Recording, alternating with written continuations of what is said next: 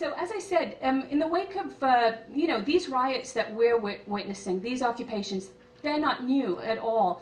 There have been waves of mass protests spreading through Europe for basically the last 5 or 6 years.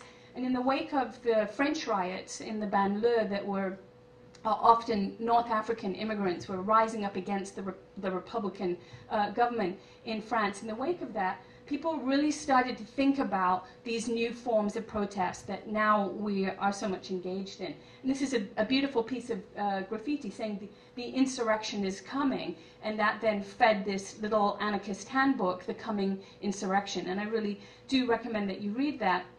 And I think of my book as, it's not exactly a manifesto, but it has manifesto pieces in it. It's a manual, if you like, for failure. It's a how-to guide to failure in the age of global capitalism. It's a why to opt out of global capitalism and how to do so in ways that may not immediately be apparent, okay? So to that end, I like to give people little rules or little lessons in failure, sort of, like the motivational speaker who has how to fail better, how to do a better job at failing. And next slide, here we go. Samuel Beckett, the voice of modernist literature, probably the writer who has written in the most full way about failure ever is Samuel Beckett. None of his characters succeed at anything ever.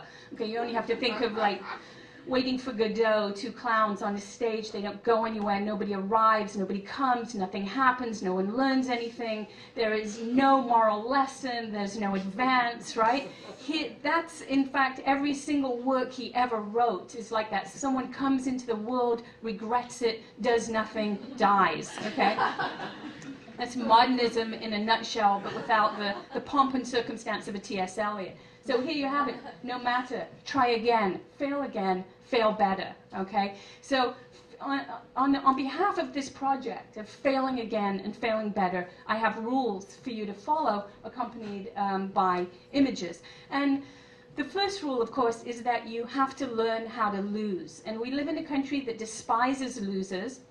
In fact, we live in a state that despises losers, and Arnold Schwarzenegger's motto when he was governor of California was, "I hate losers." He said, there are winners and losers, and I hate losers. And you have to remember the Austrian sort of fascist accent that comes out in to really get the sinister quality there. So in order to really embrace failure, to refuse success in the way that it's been offered to you by capitalism, we have to recognize that losing is part of life. It's part of everything that we do. Sometimes we win, sometimes we lose. And this is something it's easy to lose track of that in capitalism, in the version of capitalism that we've been living out, because capitalism has promised you that you will always win, right? No matter what the market's doing. Buy a house, it will increase in value. Put money into the stock market, it will rise in value.